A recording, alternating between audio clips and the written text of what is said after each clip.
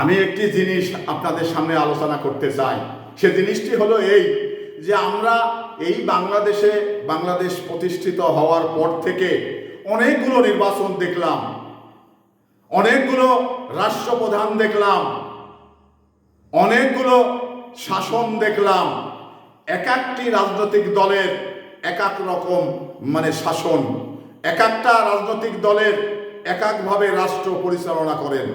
তো এখানে আমি যতগুলো রাষ্ট্রপ্রধান দেখলাম তার ভিতরে আমি এই জিয়াউর রহমান এবং তার সহধর্মিণী এবং তার ছেলে তারেক রহমান, তারা যেভাবে রাষ্ট্র পরিচালনা করছেন তাতে জনগণের আশা আকাঙ্ক্ষা পুরা করার জায়গায় সে কাজ করছেন এবং চেষ্টা করছেন পুরা করার।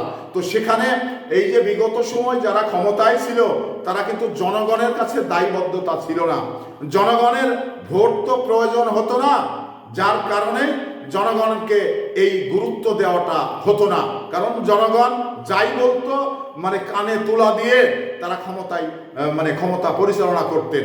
তো এখানে আসলে জনগণের প্রতি যদি দায়বদ্ধতা থেকে থাকে, জনগণের কাছে যদি আপনার জবাবদিহিতার একটি জায়গা থাকে, তাহলে জনগণের প্রতি আপনার ভয় থাকবে।